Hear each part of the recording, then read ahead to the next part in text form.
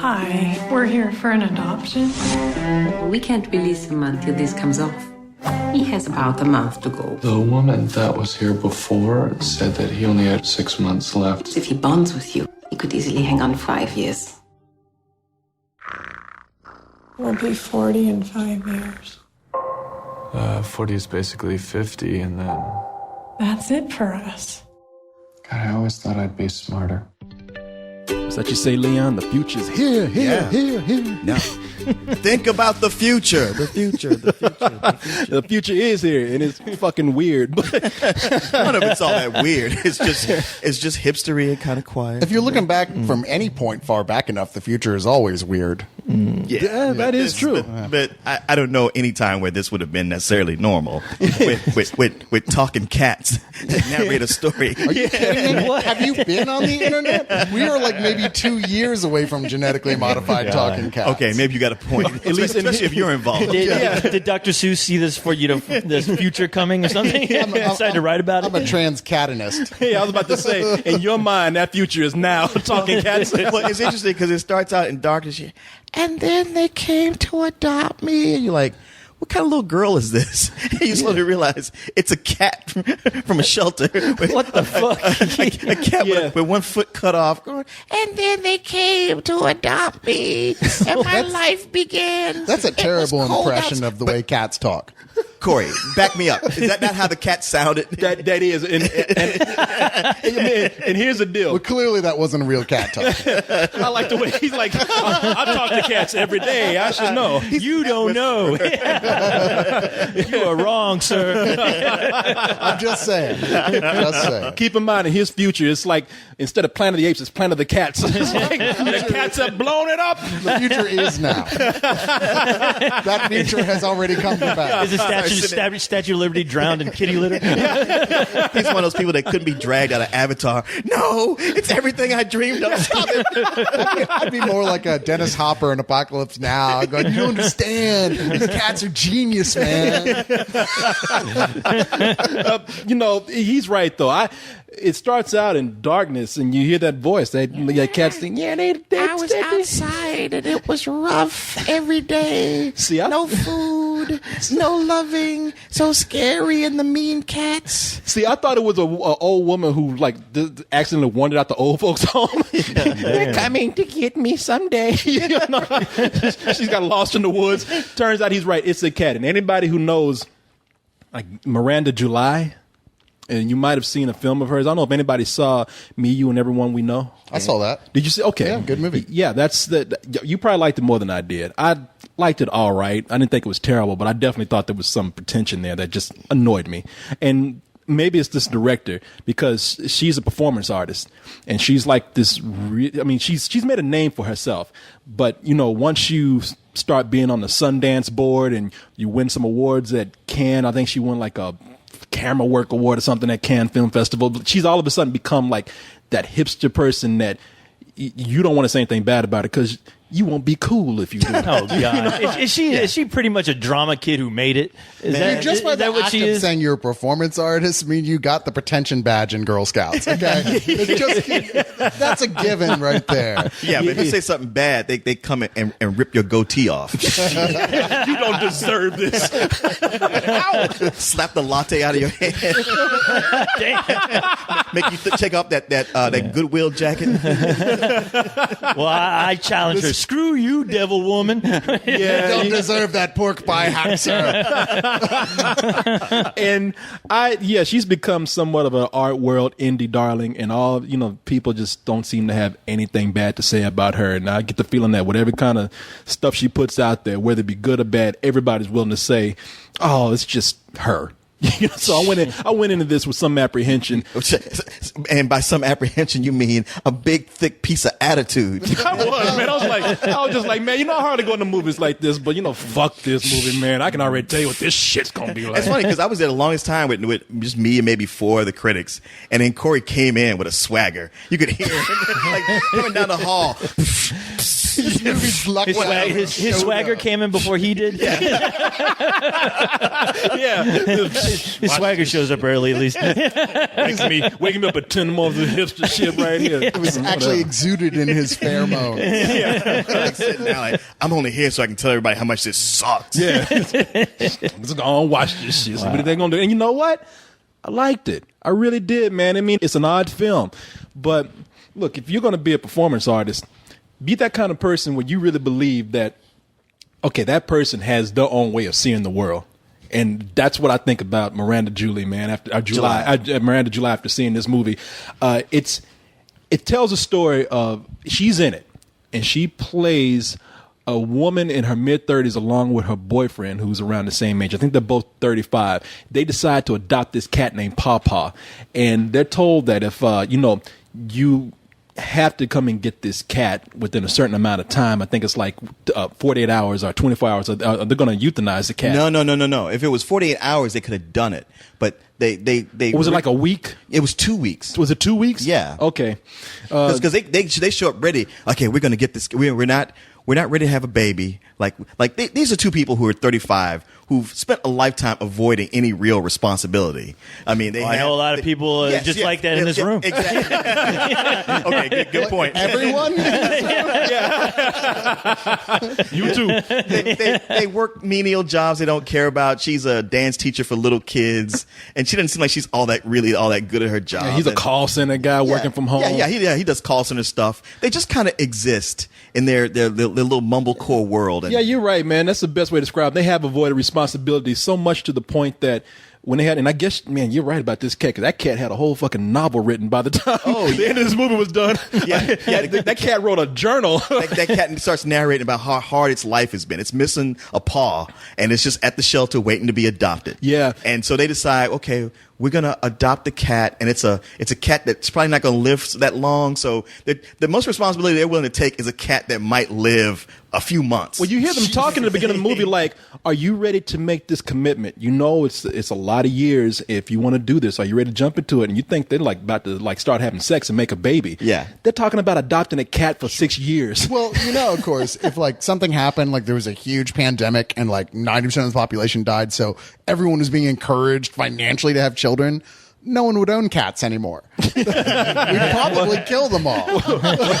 Be eating that shit. These people don't need to own cats either, because the moment they say they go home and have a serious discussion about this, it's like 6 years. Well, that's one of the funniest parts of the movie, where they're thinking we'll get this cat. It's terminal, only lives 6 months, and it's like, so it will only have the cat for 6 months, right? Like, no, you take care of it. This cat could live, for 6 years. And they're like, gulp. And they have to decide, man, we're 35. By the time, if this cat really does live to, as its full 6 years that it has left, we're going to be in our 40s, and life, they say 40 is like 50 now.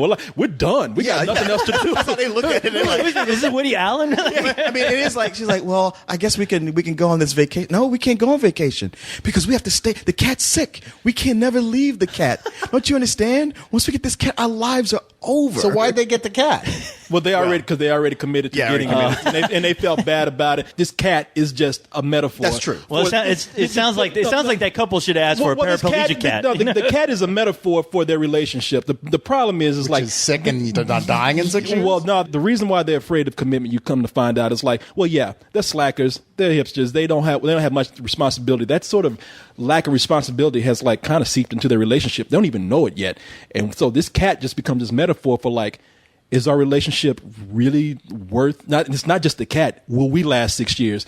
And so it becomes tested as when they start to go out and do what they want to and lead their lives. They begin to realize, for better or for worse, there's more out there. They begin to either realize that they can find other people, or they can succeed at things, or they can fail at things even worse than they thought.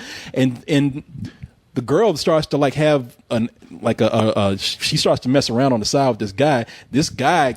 It's the most unlikeliest guy you could imagine. Yeah, he's having trouble adjusting to the thing that he thought was his calling, and they start to drift apart. Basically, as Miranda July, it's a performance piece that it's a performance piece that she did at one time that she's translated to the screen and made this longer film version out of, and that's the part that I'm talking about, where this could be just the average story about a couple that's breaking up, and it's a movie that we've seen over and over again. Here, this is a film where we have a talking cat narrating the story metaphorically for this couple breaking up. It even shifts into things like being able to control space and time like not want to face up to the truth. And I don't want to give too much away, but yeah, like you know, there is somebody develops the ability, or at least in their head, they develop the ability to like stop time. And it sounds weird, but you begin to see how all this is like making sense. It's like,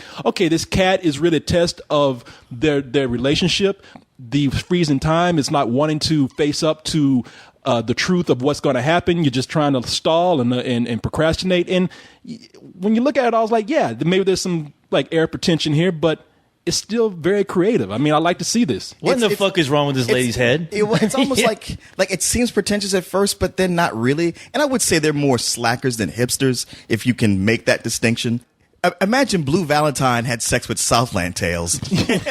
No, thank you. They're like selling it. Dude. I know. I'll let you work on that project. Terrible, but it's that kind of, like he mentions, it's so much more about the relationship with all these fantastic elements that are just metaphorical about probably what's going on in their head, but just where they go. It's like sometimes you're not sure where to laugh at it. I mean, like you can't help but there's no belly laughs.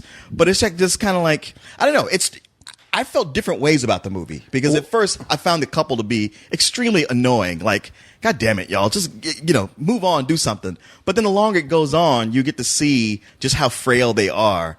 And she takes a path that's just like, wow, that's really fucked up. You walked out like you were just seeing a horror movie or something, because you were like, I don't know how I feel about that. And I was like, and it does that to you, B. And I agree with you.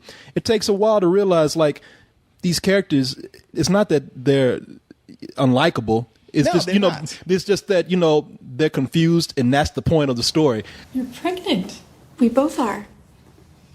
But how did it happen so quickly? Well, it's been a while since we've seen you. Yeah, I know. I keep meaning to... It's only been a few weeks, though. How does it feel? It's a drag. But it's also amazing. That's exactly it. So you're still working here? Yeah. But I work up here now. Yeah, we're just kind of a drag. It's a drag, but it's amazing? Not really. And maybe it's because it sounds like it's evolved out of the mumblecore tradition, which is it is. That's what he was saying. People who are far from like super likable people, but they seem like really normal people that were getting an uncomfortable look inside their heads. Yeah. Yes, absolutely. Because especially for her, it's so much about how, okay, for them it's like, you know what? Let's quit our shitty jobs and do the thing we always wanted to do. Or we're going to get hit with inspiration and do that. And that thing you always want to do, you do that. And then, hey, what if you have time to do this thing you always want to do and find that you fail at it? Yeah, you're terrible at it, and it has reflection. He's like, wow, now what? Yeah, and you can't look at yourself in the mirror. Stop me if I got this wrong, though, because of what you're describing here. It sounds like you're describing another movie which involved a dog and a couple, and this dog is dying of cancer or whatever the fuck. Marley I don't know, and but yeah, no, it's not. It's not. Oh my no, God. trust me, it's so not that. No, trust me. I mean, you just told me that's exactly what it sounds like. Except you throw in some Donnie Darko shit, and there's a movie for it. It is like, you know what? Yeah, there you go. Maybe you are right. The thing is that so it's Marley and me crossed with Donnie Darko. Well, Marley couldn't talk, so it's like Marley was a dumbass. This cat is actually very smart. So, but I mean, Miranda July, her character's actual name is Sophie, and the guy in the movie, I've seen his face before. Oh no, he's on that show. He plays the brother on The New Adventures of Old Christine. Okay, Hamish Linklater. Yeah, he's going to be in Battleship. So, yeah. I mean, that's like one of the few CBS shows I can stand to watch sometimes. Well, and I like him on that show. Well, I like him. If it weren't for these, your two strong leads, then you probably wouldn't like them as much either. Oh, absolutely. And they carry the movie. I mean, say what you will about Miranda July. I mean, she wrote this, directed this, and now she's acting in it. And I think for whatever I felt about her in her last movie, which I did not like in that last film, I really enjoyed her more. The more I watched in this movie, the more I really just grew endeared to this couple. I mean, I felt sorry for them. Well, yeah, I especially felt sorry for him. He's likable and he's upbeat, and you hate to see that happen to him. And then the guy she goes off with, it's like, wow, she just could not have picked a more opposite person. Well, which would be the reason why she's doing it, to try Generally to speaking, escape. women don't cheat because they find someone else that's so much hotter than the guy they're with. Oh, yeah. They cheat because they're ready to leave, and the first guy who makes a move, they're like, you. Yeah, it's more to the point that they try to get somebody that would make the old boyfriend go, him? Yeah, Are you it really, serious? It really is like that. Yeah, and when you Should have had sex with a cat. and you know I'm something, not gonna man. see it if she had seen it. Well, the cat does get fucked. Wow. My biggest problem with this movie is that there are supporting characters in here that I don't know. It's hard for me to tell if they're supposed to be directed this way, where they're delivering just kind of a. I don't want to call them not even deadpan. It's almost like you have characters in here, and they're supposed to give you can't tell if they're supposed to give somewhat of a childlike performance, because that's just the artiness of this film, or if they're just acting bad. Honestly, it felt like our two leads were people who have acted before, and like nobody else had ever been in front of a camera. Exactly. Yeah. They just found people, like went door to door and said, "Hey, can we shoot a film at your house, and would you mind being in it?" Which makes me wonder, does this actually openly call itself a mumblecore film, though? Because a lot of people who do that, that's part of No, the it's whole not. deal. It's not called itself amateur that. actors. Oh, really? It doesn't? No, I can't avoid it. I have yet to see it. It's like Liberace saying, "I'm not gay. I just haven't found the right woman." Yeah. No, I have yet to see it labeled that way. Everything I've heard, I mean, Miranda July, people consider her an art piece upon herself, so they have not cast any kind of labels on this or anything. Does she like show up that. at museums and just stands there? Look at me. Both her eyes are on one side of her head. I am art. And you can tell that. I mean, there's a part in the movie where she brings some of that into the film, and it's just kind of like, okay, what the fuck is going on now? It's just the movie. Get over yourself, lady. The movie just stops for her to just dance. But it's like, listen, I know the way we're talking about the film, that it seems like it's as probably arty and pretentious as I thought it was going into it, but I thought it was very imaginative. I mean, when I say I want to see people tell different stories in their own creative way, this movie does that. I enjoyed it a lot. Considering my low expectations, so I give it a high matinee. And if you're a fan of this chick here, then I imagine this would probably be a full price film for you. Well, okay, well, yeah. If you are a fan of hers, maybe it would be a full price. But it kind of sounds like you're giving it such a high rating because you came in with such low expectations. No, it's had I'm the opposite effect where it swung you if, back. If I'm coming across that way, then let me make that clarification that I'm not right now. I really did enjoy the film. I mean, when you said you didn't like it, I'm sorry, you didn't say when you said you couldn't make up your mind about it. That's when I started spouting off like, "Hey, man, yeah, it's its own version of a breakup." No, you're and that's why I enjoyed Just it. because you're a contrarian. Yeah, whatever he was ready to say, he came out and said, "Man, I liked it." Like, God damn it! I have to say, looking at you two right now, you guys look like two of the most confused people I've ever met today. I mean, You should have seen this when we there first is like walked a out. whole state of confusion on your face. Well, what is when it you're about it? talking What this. is I've told you, I enjoyed the movie. I enjoyed it because I thought it was great. What is it about I'm saying that's confusing to you? Well, it's your face. It is both of you. It's both of you. Where you guys are it seems like you're really thinking I'm trying to figure out what the fuck this is, because I mean you're not when you're talking, you're looking down at both of you. You're just well, it's it's a hard movie to really describe Yeah. to people without making it seem like it's a very pretentious film. And also, if your instinct for a film is to say, I liked it, but to go, but I didn't really understand, I couldn't really put my finger on exactly.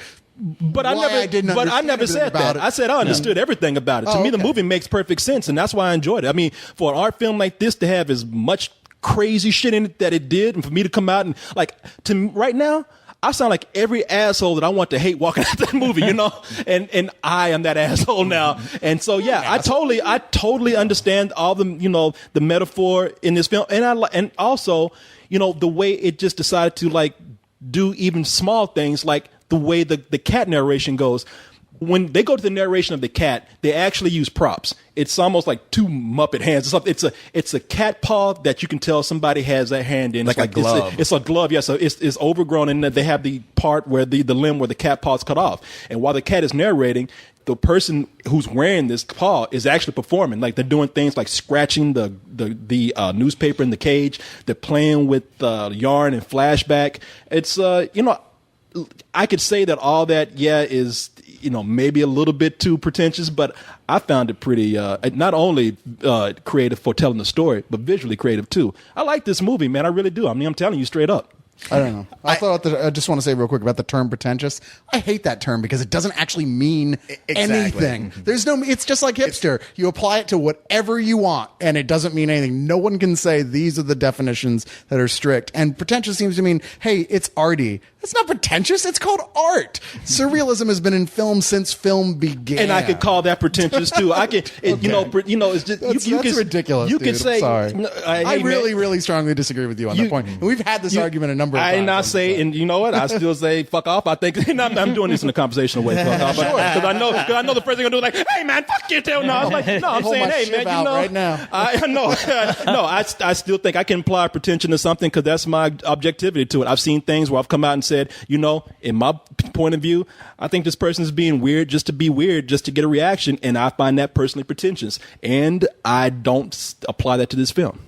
Okay, well, I didn't go into this film with any preconceptions about, Miranda July or what it was going to be. Just taking it as it was.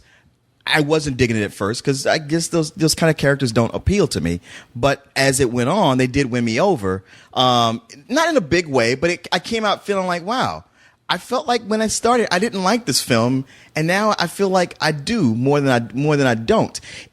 The reason you see confusion on my face because now I'm at a point where somebody's saying like, "Hey, do you recommend this film to me or not?" And I have to go. You have to think about who that person is. Yeah, exactly. It's so on an individual basis. Like I would hate to co-host look at you and go like, "Yeah, man, I think it's good," only for you to come back and go like, "Dude, what did you see in that movie that you thought I would like?" And I have to go like.